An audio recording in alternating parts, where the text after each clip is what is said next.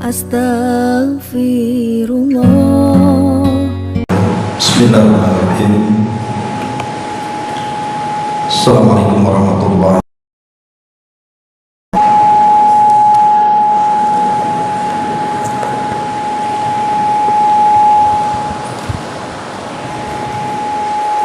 Alhamdulillah wassalatu wassalamu ala rasulillah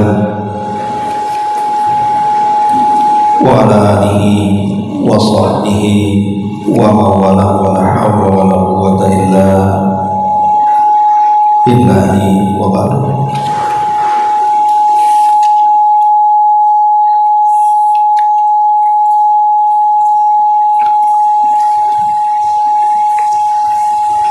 Baik, kita akan lanjutkan kajian kita masih membahas kitab 175 jalan menuju surga.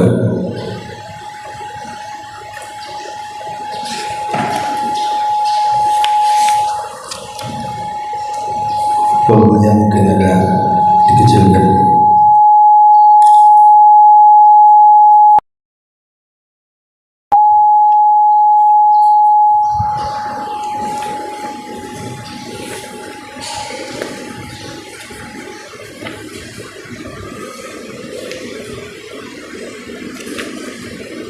Baik,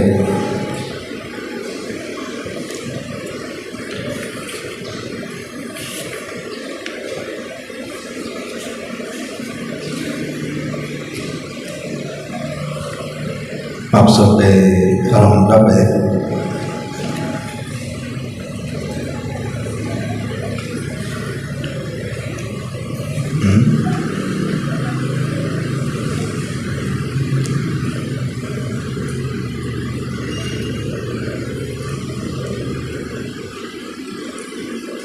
Halaman 87. Halaman 87 pada poin ke 37. Baik, kita baca hadisnya. Dihapuskan dosa-dosanya walaupun sebanyak buih di lautan. Rasulullah SAW bersabda, "Man qala subhanallahi wa bihamdihi fi yawmin mi'ata marratin quttat khatayahu wa in kanat mithla zabadil bahr." Barang siapa yang mengucapkan subhanallah wa bihamdi, maha suci Allah dengan pujiannya kami memuji, sebanyak 100 kali dalam sehari, niscaya akan dihapuskan dosa-dosanya walaupun sebanyak buih di lautan. Hadis yang kedua, man qala subhanallah wa bihamdi mi'ata marratin ghufirat lahu dhunubuhu wa in kanat mithla zabadil bahri. Barang siapa yang mengucapkan subhanallah wa bihamdi, maha suci Allah dan dengan pujiannya kami memuji, sebanyak 100 kali, niscaya akan diampunkan dosa-dosanya walaupun sebanyak buih yang ada di lautan. Baik, ma'asyiral muslimat yang dimuliakan Allah Subhanahu wa taala, kedua hadis ini menjelaskan kepada kita tentang keutamaan berzikir kepada Allah Subhanahu wa taala dalam bentuk tasbih dan tahlil, di mana orang yang membacanya 100 kali dalam sehari, maka dosa-dosanya akan diampuni walaupun sebanyak buih yang ada di lautan. Sebenarnya amalan-amalan yang bisa menggugurkan dosa sebanyak buih di lautan ini bukan hanya sekedar dua riwayat ini yang menjelaskan tentang keutamaan tasbih dan tahmid saja. Ada beberapa amalan yang semakna dengan hadis ini, artinya semakna pahalanya, bahwa siapapun yang mengamalkan amalan-amalan ini, maka Nabi SAW menjanjikan dosa sebanyak buih di lautan bisa digugurkan. Apa saja amalan itu? Kita urut. Yang pertama,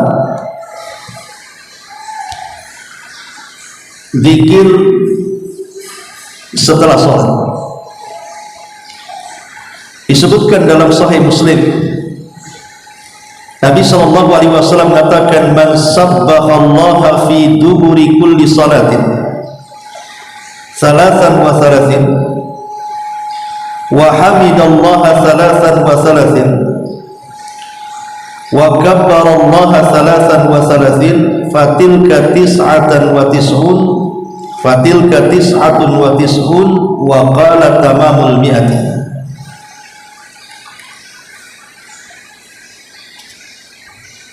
Hadis pertama, barang siapa yang bertasbih membaca subhanallah setiap selesai sholat 33 kali, kemudian mengucapkan alhamdulillah 33 kali, kemudian bertakbir Allahu Akbar 33 kali, sehingga jumlahnya menjadi 99 kali, kemudian digenapkan 100 dengan ucapan la ilaha illallah, maka disebutkan dalam riwayat ghafarallahu dhunubahu aw khatayahu wa in kana mithla zabadil bahri, maka dosa-dosanya akan diampuni Allah Subhanahu wa taala walaupun sebanyak buih yang ada di lautan. Jadi yang pertama adalah berzikir selepas salat, membaca tasbih, kemudian takbir, kemudian tahmid.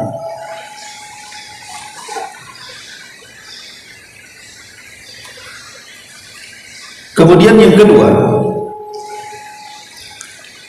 amalan atau zikir yang dilakukan ketika hendak tidur di tengah malam. Nabi SAW mengatakan, man qala hina ya'wi ila firashi la ilaha illallah wahdahu la syarika lahul mulku wa lahul hamdu wa huwa ala kulli syai'in qadir la hawla wa la quwwata illa billah subhanallah walhamdulillah wa la ilaha illallah Allahu akbar ghafarallahu dhunubahu wa in kana mithla zabadil bahri. Barang siapa yang hendak beranjak ke pembaringannya, artinya hendak tidur di malam hari, tak lupa dia membaca doa atau berzikir la ilaha illallah wahdah la syarikalah, tidak ada sembahan yang berhak disembah kecuali dia semata Allah, tidak ada sekutu baginya. Lahul mulku wa lahul hamd, baginya kerajaan dan pujian. Wa huwa ala kulli syai'in qadir, dan dia atas segala sesuatu maha mampu. La haula wa la quwwata illa billah, tidak ada daya dan kekuatan kecuali milik Allah. Subhanallah, maha suci Allah. Walhamdulillah, segala puji hanya milik Allah. Wa la ilaha illallah, tidak ada sembahan yang berhak disembah kecuali Allah. Wallahu akbar, dan Allah maha besar. Kecuali Allah Subhanahu wa taala akan ampuni dosa-dosanya walaupun sebanyak buih yang ada di lautan. Jadi sebelum tidur membaca zikir ini, walaupun ada yang mengatakan bahwa hadis ini lemah, sebagaimana dilemahkan oleh Syekh Nasiruddin Al-Albani rahimahullah ta'ala, tapi sebagian yang lainnya menghasankannya. Ini amalan kedua. Kemudian amalan yang ketiga adalah riwayat yang tersebut dalam kitab yang kita bahas ini. Orang yang melanggengkan bacaan dalam sehari 100 kali subhanallah wa bihamdi, maka Allah subhanahu wa ta'ala juga akan menggempur dosa-dosanya, walaupun dosa itu sebanyak buih yang ada di lautan. Kemudian yang keempat,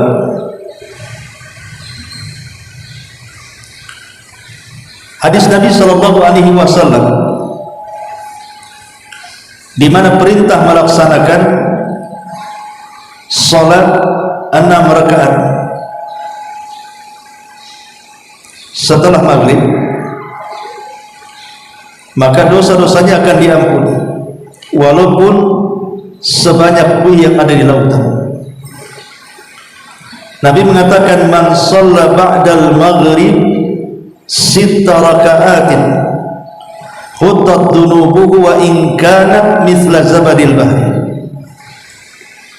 Barang siapa yang salat setelah maghrib 6 rakaat, maka akan dihapuskan dosa-dosanya walaupun sebanyak buih yang ada di lautan. Tapi hadis ini juga melemahkan, seperti Syekh Nasiruddin Al-Albani rahimahullah ta'ala melemahkan riwayat ini. Kemudian juga berzikir di pagi hari Jumat. Man qala sabihata yaumil jum'ah, barang siapa di pagi hari Jumat qabla salatil ghada, sebelum melaksanakan salat duha, astaghfirullahaladzim, la ilaha illa huwal hayyul qayyum wa atubu ilaih, 3 marrat, ghufirat dunubuhu walau kanat mithla zabadil bahr. Sebanyak 3 kali membaca astaghfirullahaladzim, la ilaha illa huwal hayyul qayyum wa atubu ilaih, maka juga dosa-dosanya akan diampuni oleh Allah subhanahu wa ta'ala walaupun dosanya sebanyak buih yang ada di lautan. Tapi ada juga yang mengatakan hadis ini juga lemah, dilemahkan oleh Syekh atau Al-Imam Ahmad, tetapi sebagian ulama yang lain mensahihkannya. Kemudian juga orang yang menjaga salat duha, orang yang menjaga salat duha, man hafadha ala salati duha ghufirat dunubuhu walau kanat aktsar min zabadil bahri. Barang siapa yang menjaga salat duha, maka akan diampuni dosa-dosanya walaupun sebanyak buih yang ada di lautan. Hadis ini dikeluarkan Imam Tirmidzi dan Nasa'i, tetapi Syekh Al-Albani rahimahullah ta'ala melemahkan hadis ini. Kemudian juga orang yang duduk di tempat sholatnya selepas sholat subuh berlalu. Jadi selepas sholat subuh, kemudian ibu berzikir setelah sholat, kemudian ibu tetap tidak beranjak dari tempat sholatnya ini. Kemudian dia senantiasa berzikir dengan membaca apa saja, entah baca Quran, entah baca makalah agama, baca hadis, sampai kemudian datang waktu syuruk, kemudian dia pun melaksanakan 2 rakaat salat duha. Maka Nabi SAW juga mengatakan, man qa'ada fi musallahu hina yansarifu min salati subhi hatta yusalli rak'atai adh-dhuha la yaqulu illa khairan ghufirat lahu khatayahu wa in kanat akthar min zabadil bahri. Barang siapa yang duduk di tempat salatnya sampai selesai salat subuh, kemudian dia duduk sampai dia melaksanakan 2 rakaat duha, tidak mengatakan selama duduk kecuali yang baik, maka akan diampuni dosa-dosanya, walaupun dosa-dosa itu sebanyak buih yang ada di lautan. Hadis ini dikeluarkan oleh Imam Abi Dawud, walaupun sekali lagi ada yang melemahkan seperti Syekh Nasiruddin Al-Albani rahimahullah ta'ala.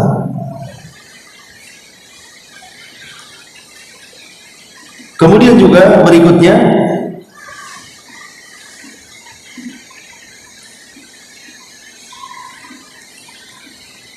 hadis Nabi sallallahu alaihi wasallam, seorang muslim yang berjumpa dengan saudaranya kemudian berjabat tangan dan dia tidak melepaskan kecuali saudaranya melepaskannya. Kata Nabi SAW, innal muslim idza laqiya akhahu fa akhadha bi yadihi tahatat dunubuhuma kama yatahatal waraqu anis syajarati al-yabisati fi yawmin rihin 'asif wa ghufira lahuma walau kanat dhunubuhuma mithla zabadil bahri. Apabila seorang muslim berjumpa dengan saudaranya kemudian mengambil tangannya, berjabat tangan dan tidak melepaskannya kecuali salah satunya melepaskannya, maka dosa-dosanya akan gugur seperti gugurnya daun yang diterpa angin yang kencang, dan Allah akan ampuni dosa keduanya walaupun dosa keduanya sebanyak buih yang ada di lautan. Al-Haythami dalam Majma' Az-Zawaid, dan hadis ini dikeluarkan Al-Imam At-Tabrani wa rijaluhu rijalus sahih, dan semua rijalnya, perawinya semua sahih.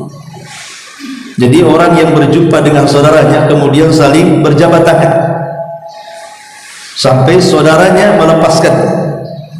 Jadi kita yang jabat tangan jangan mau dilepaskan, biar dia melepaskannya. Maka sebagai imbalannya dosa-dosanya akan diampuni, seperti Allah menggugurkan daun-daun kering yang diterpa angin kencang, dan dosa-dosa dia walaupun sebanyak buih yang ada di lautan, maka Allah Subhanahu wa ta'ala akan mengampuninya. Ini juga diantara pahala orang yang mengamalkan amalan ini, berjabat tangan sampai tidak melepaskan kecuali saudaranya melepaskan. Kemudian juga amalan yang lain, orang yang berzikir setelah fajar 3 kali dan setelah asar 3 kali dengan lafaz astaghfirullahal azim la ilaha illa huwal hayyul qayyum wa atubu ilaih, sebagaimana Rasul mengatakan, man qala ba'dal fajri 3 marratin wa ba'dal asri 3 marratin astaghfirullahal azim alladzi la ilaha illa huwal hayyul qayyum wa atubu ilaih kufirat khatayahu wa in kanat mithla zabadil bahri. Barang siapa yang mengucapkan kalimat ini setelah fajar 3 kali dan setelah asar 3 kali, astaghfirullahaladzim, aku meminta ampunan kepada Rabb yang Maha Agung, alladzi la ilaha illa huwal hayyul qayyum, yang tidak ada sembahan yang berhak kecuali Dia yang Maha hidup dan Maha bertegak berdiri sendiri, wa atubu ilaih, dan aku bertobat kepadanya, maka dosa-dosanya akan diampuni walaupun sebanyak buih yang ada di lautan. Hadis ini dikeluarkan oleh Imam Ibn Sunni dalam Amalul Yawm wal Laylah, dan Ad-Dailami dalam Al-Firdaus bima'thuril khitab bilafdi kufirat anhu dhunubuh. Intinya bahwa Inilah diantara amalan, sekian amalan yang menjelaskan bahwa siapapun yang mengamalkan amalan-amalan ini, maka sebagai imbalannya dosa-dosanya akan diampuni walaupun sebanyak buih yang ada di lautan. Baik, kembali kepada tema. Di sini Nabi sallallahu alaihi wasallam mengatakan, "Man qala subhanallah wa bihamdi." Barang siapa yang mengucapkan subhanallah, maha suci Allah, alias tasbih. Dan tasbih artinya mensucikan Allah dari setiap kekurangan. Wa bihamdi, dan juga memujinya dengan segala bentuk pujian yang layak kepada Allah. Jadi mengucapkan subhanallah wa bihamdi, kan mudah mengucapkan subhanallah wa bihamdi, tapi 100 kali dibaca dalam satu hari, entah pagi 30, siang 30, sore 30, malam tinggal 10 umpamanya. Pokoknya dalam satu hari itu 100 kali. Maka Nabi mengatakan dosa-dosanya akan digugurkan walaupun sebanyak yang ada di lautan. Dua riwayat ini memiliki faedah. Yang pertama, tentang fadilah berzikir kepada Allah Subhanahu wa ta'ala. Di sini ada fadilah, keutamaan orang yang berzikir. Keutamaan orang berzikir ini banyak kan, salah satunya ini. Maka dari sini semangatlah untuk mendawamkan zikir kepada Allah Azza wa Jalla. Karena di antara faedah zikir yang paling besar adalah sababu as-sa'adatil qalbi wan syirahi, sebab datangnya kebahagiaan hati dan kelapangannya. Jadi zikir itu membawa ketenangan hati dan juga membawa kelapangan hati. Dan hati kalau lapang, hati kalau bahagia, maka dia akan mudah menyelesaikan apapun yang dihadapannya. Tapi kalau hati sedang bersedih, hati sedang sempit, masalah sekecil apapun akan sulit mencari jalan keluarnya, karena tidak berfungsi akalnya. Tapi kalau hatinya sehat, hatinya bahagia, hatinya lapang, maka otaknya juga sehat, cara berpikirnya juga sehat. Makanya ini fungsi daripada zikir, apalagi dengan keutamaan yang sangat besar di sini. Maka bersemangatlah untuk mendawamkan zikir kepada Allah Azza wa Jalla. Yang kedua, keutamaan orang yang mendapatkan pahala dalam bentuk gugur dosa-dosanya walaupun dosa itu sebanyak buih yang ada di lautan. Ini bagi yang meninggalkan dosa-dosa besar. Artinya yang digugurkan itu dosa-dosa kecil, bukan dosa-dosa besar. Karena dosa besar tidak bisa digugurkan dengan tasbih dan tahmid. Dosa besar itu hanya bisa digugurkan dengan syurutut taubah, dengan syarat-syarat taubat. Menyesal kenapa dia melakukan dosa, berjanji untuk tidak mengulangi dosa. Kemudian di waktu yang memang masih diterima taubat, seperti nyawa belum sampai di tenggorokan dan matahari belum terbit dari arah barat. Kemudian juga yang keempat, mengikuti perbuatan buruk dengan kemaksiatan, dan kalau itu dosa berkenaan dengan hak orang lain, maka mengembalikan kepunyaannya dan minta kerelaannya. Maka kalimat khuttat khatayahu wa in kanat mithla zabadil bahri, atau ghufirat lahu dhunubahu wa in kanat mithla zabadil bahri, akan diampuni dosa-dosanya walaupun sebanyak yang ada lautan. Maksudnya saghair, as-saghair, dosa-dosa kecil. Lalu apa bedanya dosa besar dengan dosa kecil? Kalau dosa besar itu ada hadnya, ada ancamannya. Di dunia diancam dengan potong tangan, dengan rajam, dengan pancung, dengan cambuk, dan yang semacamnya. Di akhirat diancam dengan neraka, dengan azab. dengan api yang bergejolak dari neraka. Tapi dosa kecil itu tidak diancam, dosa si dosa, tapi tidak ada ancamannya. Seperti mamanya kita memandang aurat, hari-hari kita memandang aurat kan. Apalagi handphone ibu tidak mau lepas. Kadang satu ibu itu 3 handphone, di 3 pesak pula ya.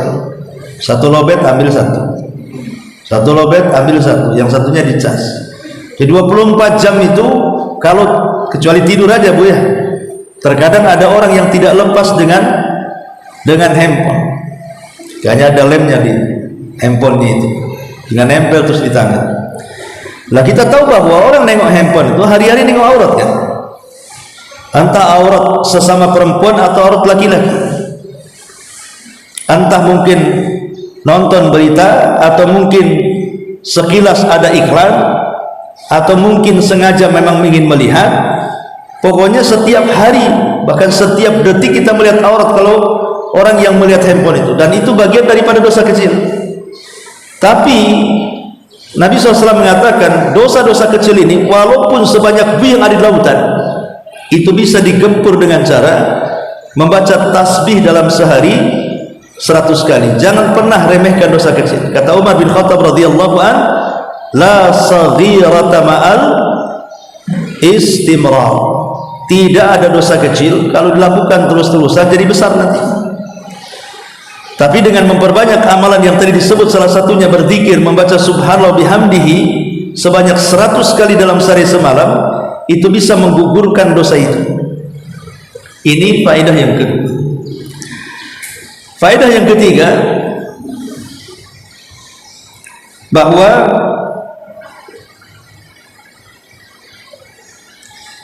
keutamaan ini, maksudnya keutamaan baca subhanallah bihamdi, bisa menggugurkan dosa-dosa kecil, bisa menggugurkan dosa-dosa kecil, selama dosa-dosa kecil itu bukan menjadi sebuah kebiasaan dan hobi.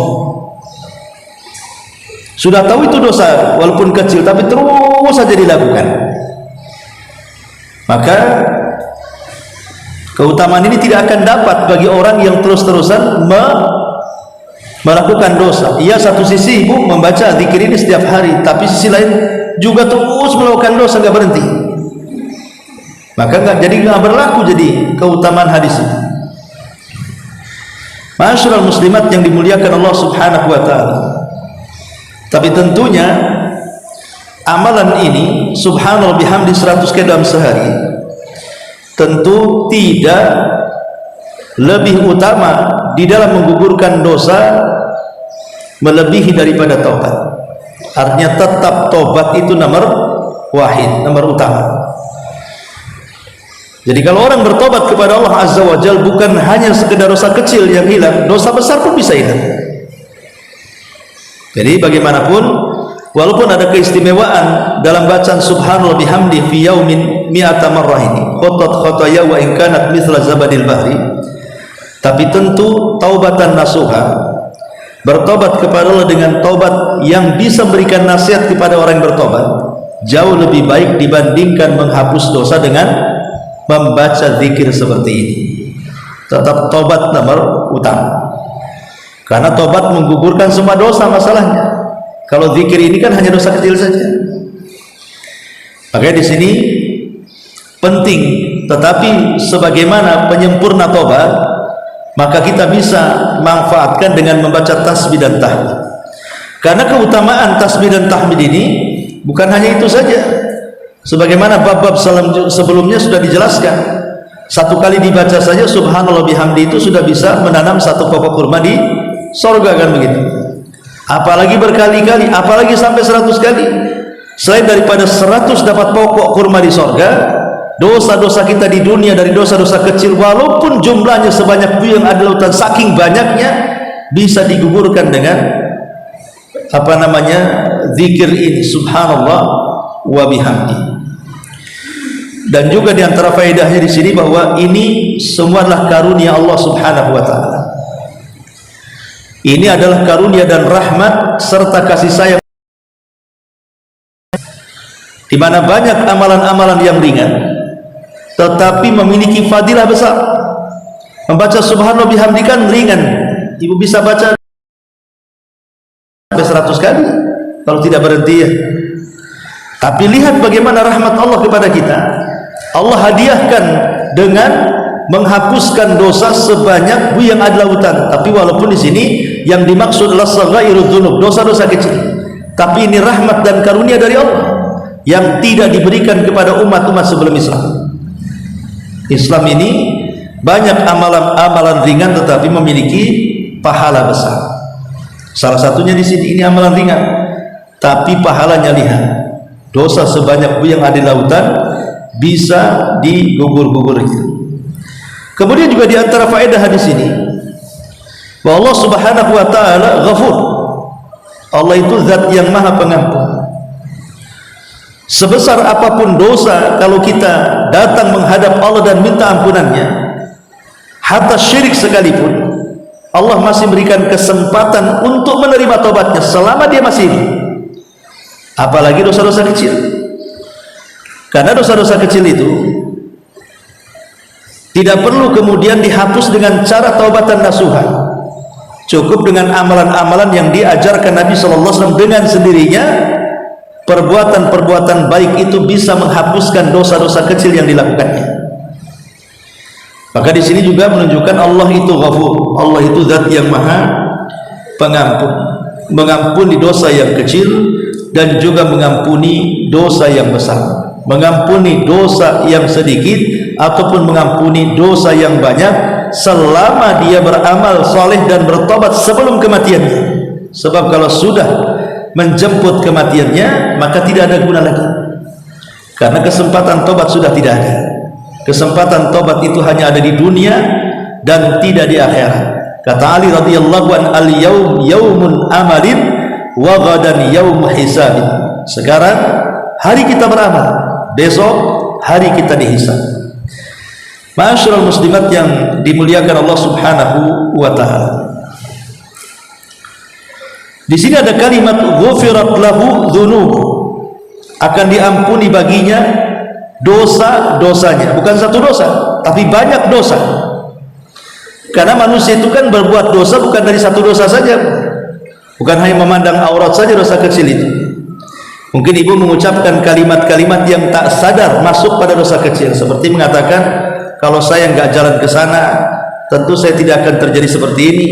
Kalau bukan karena dia, itu semua kan dosa-dosa kecil.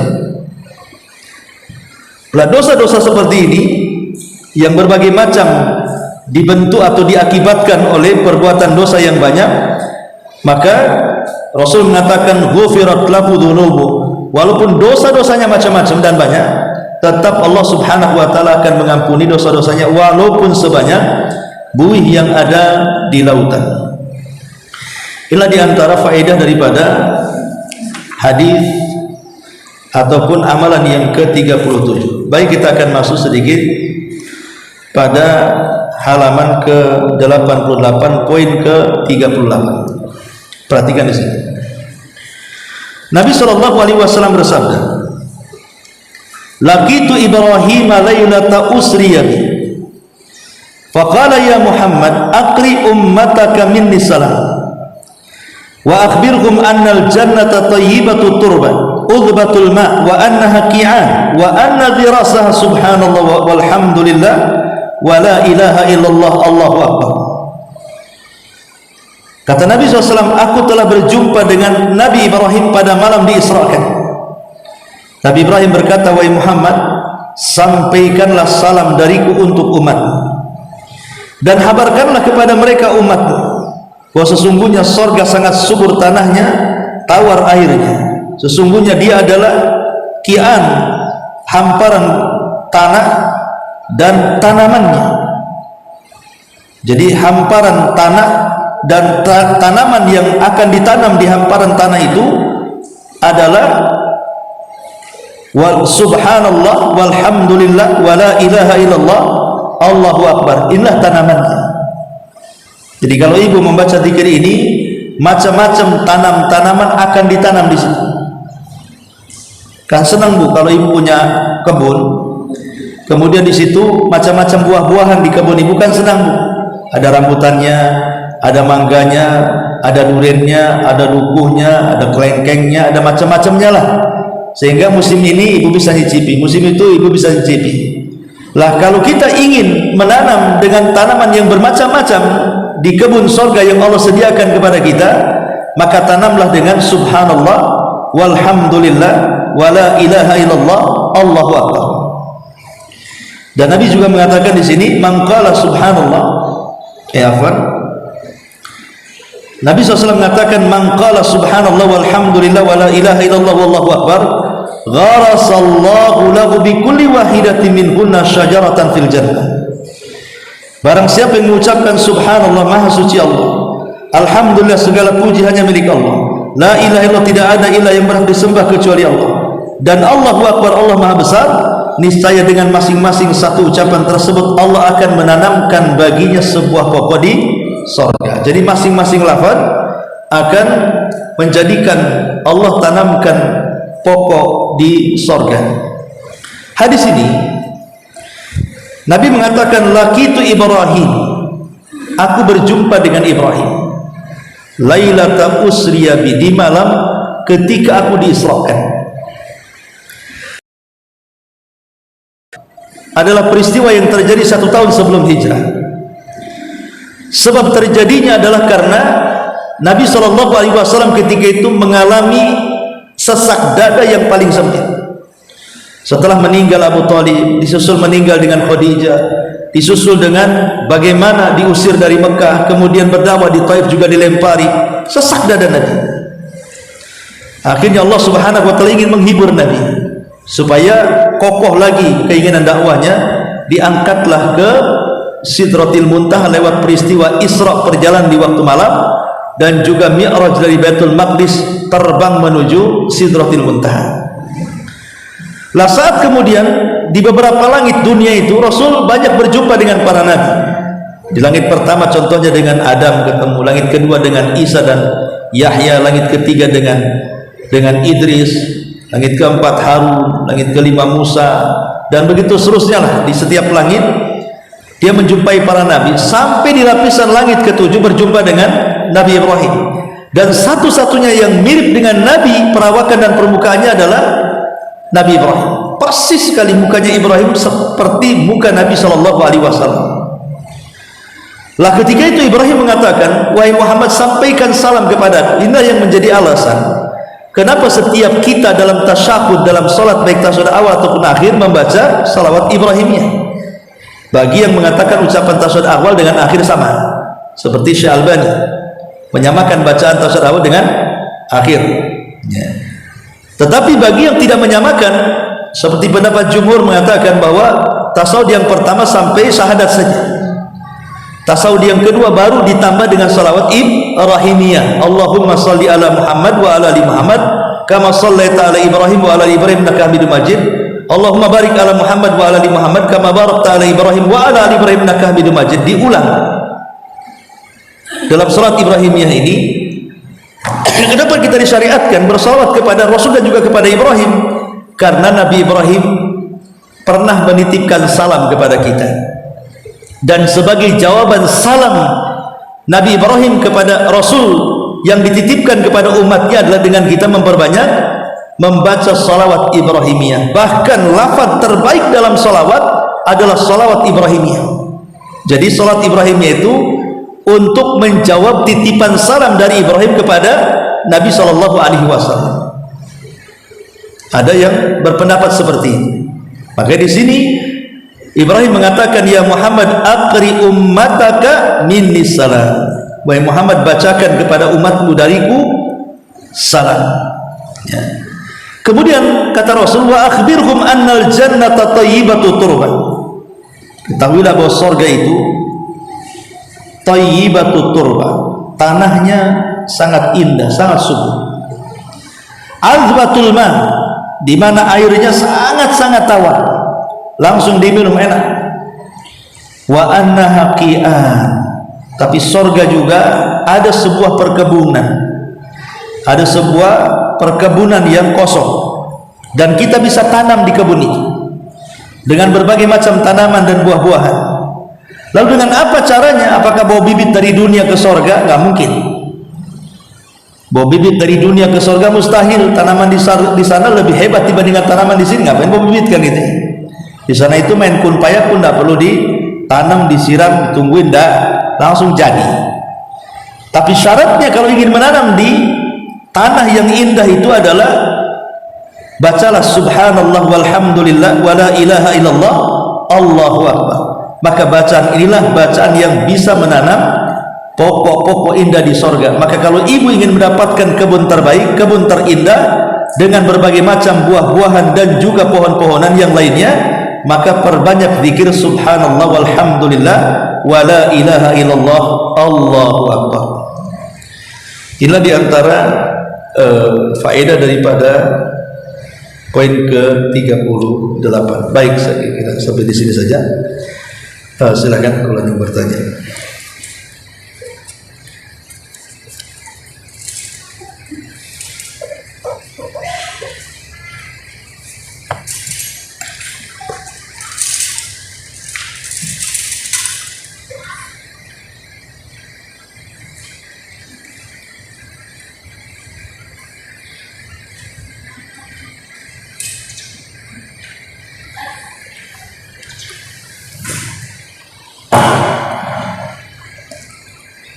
Assalamualaikum. Waalaikumsalam warahmatullahi wabarakatuh. Silakan. Gimana kalau itu apa bisa namanya tobat itu gimana? Cuma istighfar atau kebanyakan? Kalau itu kita masih pernah istighfar sabar dan itu apa istighfar tapi nanti kembali lagi istighfar lagi terus kembali lagi yang contohnya semuanya di tangan kita kan nggak mau settingan istilahnya, tapi itu prinsip settingan lagi sama prinsip itu kemudian. Iya. Alhamdulillah. Istighfar itu dia i'lan littaubah. Istighfar itu adalah mengiklankan bahwa dirinya akan tobat. Semata-mata orang istighfar saja belum dikatakan tobat, karena istighfar itu amalan lisan. Makanya kenapa Allah Subhanahu wa ta'ala membedakan antara istighfar dan taba. Istighfar dan taubat, istighfar dan taubat Allah bedakan. Kalau istighfar itu amalan lisan, kalau taubat itu amalan badan. Dan harus digandengkan antara lisan dengan badan. Kalau lisan yang mengatakan astagfirullah, saya tidak akan minum lagi, tapi botolnya masih di tangan, belum dikatakan tobat dari khamr. Jadi kalau sudah mengucapkan astagfirullah, maka botolnya lempar, katakan saya sudah tidak akan berjumpa dengan kamu lagi. Artinya betul-betul meninggalkan minuman. Itu namanya taubatan nasuha. Jadi semata-mata istighfar saja belum dikatakan tobat. Seperti yang tadi ibu katakan, chattingan lagi, habis itu ingat astagfirullahaladzim lagi, chattingan lagi, itu belum dikatakan tobat. Istighfar ya, tapi tobat belum. Itu namanya tomat. Habis istighfar kumat. Ya. Jadi taubat itu betul-betul meninggalkan. Kalau istighfar saja hanya mengingatkan diri saja supaya jangan lupa dengan Allah Azza wa Jalla. Tapi itu sudah baik. Walaupun belum tobat nasuha, tapi itu sudah baik membaca istighfar. Jadi kita diingatkan diri kita kepada Allah Azza wa Jalla. Karena pengaruh istighfar itu bukan hanya sekedar kita baca karena kita melakukan kemaksiatan saja. Buktinya Nabi SAW saja yang sudah diampuni dosa yang sedang, yang telah, yang akan datang saja setiap hari istighfar 70 sampai 100 kali. Pertanyaannya, apakah Nabi berbuat dosa sehingga harus istighfar tiap hari? Kan tidak. Berarti istighfar itu bukan hanya sekedar dari maksiat saja, bisa saja dari kelalaian kita dalam ibadah. Makanya kenapa setelah sholat kita istighfar 3 kali. Ada yang lalai, mungkin tidak tumanina, mungkin tidak khusyuk, mungkin bengong, mungkin melamun dan yang semacamnya. Maka supaya sempurna tetap pahalanya, iringi dengan istighfar 3 kali setelah sholat. Walaupun sekali lagi umumnya istighfar itu untuk mengiklankan diri dia akan bertobat dari dosa. Walaupun sekali lagi faedah istighfar bukan hanya itu saja. Faedah istighfar itu banyak-banyak. Bisa untuk memudahkan rizki, bisa untuk mendapatkan berkah, bisa untuk menenangkan hati, bisa untuk mengurai masalah, kan itu istighfar itu. Karena Rasul yang mengatakan, man lazimal istighfar ja'alallahu min kulli hammin faraja wa min kulli dhikin makhraja wa razaqahu Allahu min haitsu la yahtasib. Siapapun yang melazimkan istighfar, setiap kegundahannya akan datang kebahagiaan, setiap kesempitannya akan datang jalan keluarnya, setiap rizkinya akan datang dari arah dari mana yang dia tidak sangka, dari arah yang tidak disangka-sangka akan datang rizki kepadanya. Jadi istighfar itu banyak faedah. Cuman kalau pertanyaan tadi habis istighfar main TikTok lagi, main chatting lagi, maka sekali lagi itu belum dikatakan. Tapi dengan ucapan istighfar itu sudah bagus, karena mengingatkan dia kepada Allah Subhanahu wa ta'ala dan dia sedang berzikir. Wallahu a'lam.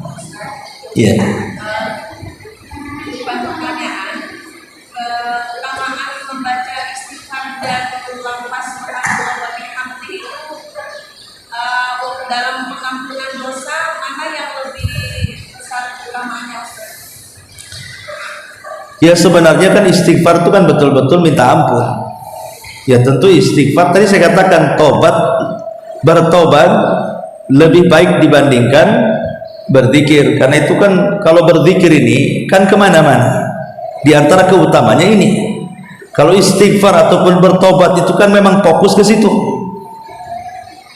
Yang kedua, kalau istighfar dan tobat ini dia bukan hanya menggugurkan dosa-dosa kecil, bahkan dosa besar pun bisa.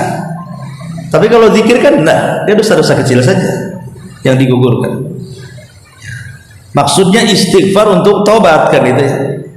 Istighfar untuk tobat, bukan semata-mata istighfar saja. Ustaz, Iya. itu istighfar harus sholat tobat, benar-benar harus sholat tobat atau gimana? Sholat tobat itu sunnah, tidak wajib. Ya kalau ingin sholat tobat, ya sholat tobat itu bagus.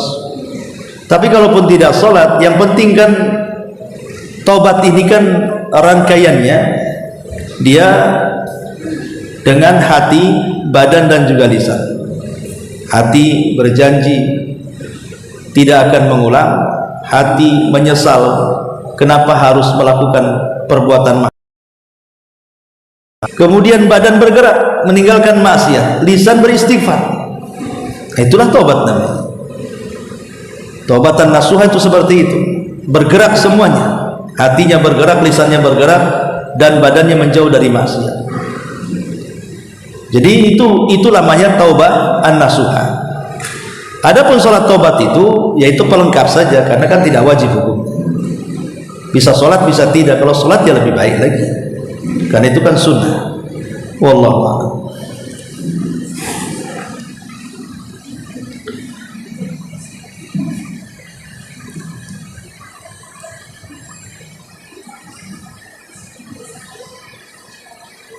Nggak bisa, nggak dengar.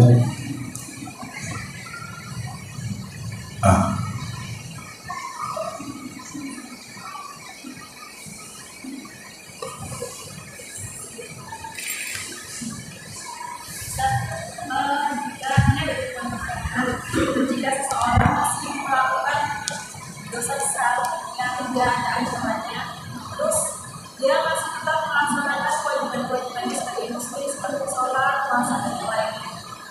Apakah kewajibannya sebagai umat sudah dilaksanakan tapi diterima masih lagi menolak? Oh, di satu sisi dia maksiat, di sisi lain dia melaksanakan kewajiban gitu. Gitu. Iya. Paham. Jadi Al-Quran mengatakan awrasnal kitaba alladziina astafaina min ibadina faminhum zalimun li nafsi wa minhum muqtasid wa minhum sabiqun bil khairat biidznillah. Allah mengatakan bahwa manusia dalam ayat ini terbagi menjadi 3 kelompok. Pertama, zalimun li nafsi, orang yang mendolimi dirinya. Maknanya orang yang mendolimi dirinya hidupnya maksiat saja, maksiat saja, dia nggak kenal kewajiban, nggak kenal sunnah, pokoknya maksiat saja. Itu namanya zalimul li nafsi, mendolimi dirinya, nggak pernah menyentuh sholat, menyentuh puasa, zikir, apalagi dah, pokoknya maksiat saja. Itu namanya zalimul li nafsi. Kelompok yang kedua, muqtasid, tengah-tengah, ya sisi lain dia sholat, sisi lain kadang berzina, sisi lain dia zakat, sisi lain dia riba juga, sisi lainnya dia puasa, sisi lain dia jaga khamr, judi dan yang semacam. Itu namanya tengah-tengah dia. Tapi kan masih lebih baik dibandingkan yang pertama. Kalau yang pertama kan tok-tokan maksiat saja. Yang kedua enggak, dia seimbang.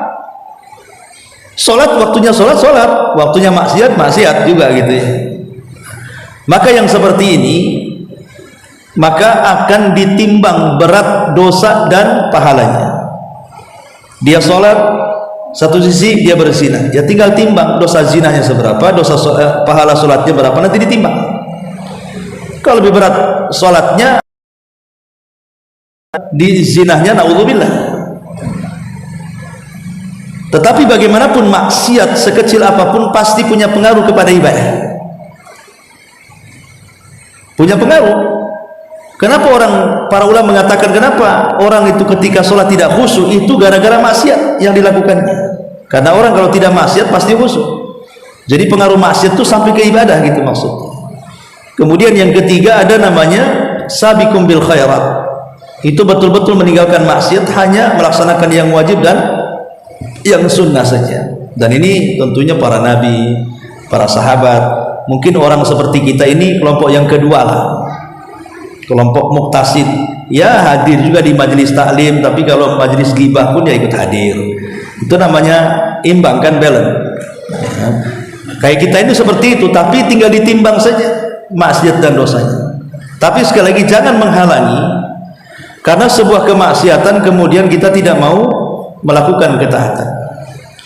Karena ada orang yang kemudian berpikir bahwa orang dipakai jilbab, kemudian pencuri ketahuan, ketangkep, kemudian heboh di medsos. Kadang-kadang si netizen ini di bawah ini kan komentarnya macam-macam kan. Oh, daripada malu-maluin umat Islam, cabut aja jilbabnya, jilbab maling kan gitu. Dan ada kan yang biasa seperti itu di masyarakat. Lah hendaklah jangan dilontarkan kalimat ini, karena menggunakan jilbab itu tidak ada kaitan dengan maling. Menggunakan jilbab itu untuk menutup aurat, dia dapat pahala dengan jilbabnya. Adapun maling, ya maling dapat dosa dengan malingnya. Nanti tinggal ditimbang saja pahala jilbab dan dosa malingnya. Sebab kalau gara-gara ucapan itu, ya sudahlah, kalau maling sekalian, buka aja jilbab, dosanya 2 jadinya. Buka aurat dosa, maling dosa, kuadrat jadinya. Jadi jangan campur adukan antara amal soleh dengan perbuatan maksiat. Itu sendiri masing-masing. Yang ini dapat paling dapat dosa, tinggal ditimbang nantinya. Kalau memang ibadahnya bagus, ikhlas, sesuai dengan sunnah, pahalanya mantap, ya mungkinlah agak beratkan. Tapi kalau umpamanya walaupun sholat tapi riya sholatnya, sum'ah sholatnya, asal-asalan sholatnya, ruku sujudnya ndak tumaknina, ndak ndak khusyuk dan semacamnya, ya nilainya sedikit nanti pahalanya kan. Lagi itu maksudnya ya. Jadi tidak membatalkan, karena maling tidak membatalkan sholat. Contoh umpamanya kita ambil, saya ini kopiah, maling di pasar, habis maling saya sholat pakai kopiah hasil curian, apa batal sholatnya? Nggak batal, sholatnya nggak batal, cuman malingnya haram, karena maling itu tidak membatalkan sholat. Sama ini, ibu habis berwudu mau sholat, tahu-tahu sebelum sholat adalah waktu 5 menit, gibahin orang, Apa kemudian gara-gara gibah batal wudunya? Akhirnya batal wudu, batal sholatnya? Kan enggak kan gitu ya. Yang batalin wudu kalau kentut itu batal wudu, kalau gibah enggak lah. Nah, itu harus dibedakan antara maksiat dengan ketaatan. Itu harus dibedakan. Satu dapat pahala, satu dapat dosa, tinggal ditimbang nanti di hadapan Allah. Makanya Allah mengatakan wa ma taf'alu min khairin ya'lamullah. Apapun yang kalian lakukan dari kebaikan tetap dapat pahala walaupun berbuat dosa. Wallahu a'lam. Ya. Ketika azab kubur atau nikmat kubur itu, Ustaz, yang mendapatkan azab itu apakah ruh di alam barzakh atau di jasad yang dalam kubur, Ustaz? Ahli sunnah wal jamaah mengatakan ruh wal jasad. Itu keyakinan ahli sunnah wal jamaah, bahwa azab kubur itu birruhi wal jasad. Seperti kita sekarang ini ruh dan jasad. Seperti inilah kita dibangkitkan di kuburan. Jadi ruh dicabut, ruhnya diangkat ke langit, kemudian dikembalikan ke dalam jasadnya. Itulah mendapatkan azab kubur. Azab kubur birruhi wal jasad. Ruh dan jasad ini akidah ahli sunnah. Akidah ahli sunnah. Adapun ada masalah yang lain, mengatakan ruhnya saja. Ya, kalau jasadnya nggak mungkin. Ya, karena kalau jasadnya saja tanpa ruh, ya orang mati walaupun dipukuli, diinjek-injek, ya nggak terasa lah kan itu. Coba ada orang mati gebukin, teriak-teriak, nggak mungkin. Kalau azab kubur jasadnya saja. Kalau jasadnya saja enak lah kan itu, nggak terasa mau disiksa. Sehingga kemudian yang jadi khilaf itu dua perkara, apakah ruhnya saja ataukah ruh dan jasad. Ya, jadi ulama ahli sunnah mengatakan bahwa azab kubur itu terjadi ruh dan jasad. Cuman bedanya, kalau di dunia ruh yang ikut jasad, kalau di akhirat jasad yang ikut ruh. Itu bedanya. Jadi kalau setelah kematian itu justru jasad yang ikut ruh. Kalau di dunia kan jasad, ruh ikut jasad. Jasadnya dulu terbentuk, baru ditiupkan ruh dalam rahim, kan jasadnya dulu dibentuk. Baru setelah 4 bulan dimasukkan ruh. Artinya apa? Ruh yang ikut jasad. Nah, tapi di kuburan beda, karena orang di kuburan itu kan jasadnya hilang, kemakan tanah, udah mungkin kalau kebakar, kalau dimakan udah kunyah, udah habis kan ke perut kan. Nah, tapi kan ruh tidak mungkin hancur. Tapi akhirnya kemudian ruhnya tidak hancur, diciptakan lagi jasadnya, kemudian dimasukkan lagi dengan ruhnya. Makanya ahli sunnah wal jamaah mengatakan bahwa akidah salaf, akidah ahli sunnah, bahwa azab kubur itu birruhi wal jasad. Itu pendapat ahli sunnah wal jamaah. Wallahu a'lam. Nanti jasad itu terbentuk di alam barzakh itu, Ustaz? Ya, nanti akan dibentuk lagi di apa? Akan dikembalikan lagi, diciptakan kembali jasadnya. Kemudian setelah kiamat umpamanya kan, karena hancur badannya kan, diciptakan lagi. Dan Allah ala kulli syai'in qadir. Allah atas segala sesuatu maha mampu. Karena begini, sebenarnya logika, karena ada orang mengatakan, orang-orang falasifah, orang ahli filsafat mengatakan azab kubur itu ruhnya saja. Sebab kalau seandainya ruh dengan jasad, bagaimana orang yang mati kebakaran sampai gosong? Mana jasadnya? Kalau memang dikuburkan sehat-sehat kita, saya umpamanya yang lain lah, jangan saya. Umpamanya yang lain sakit udah meninggal gitu kan, langsung dikuburkan kan jelas ada jasadnya.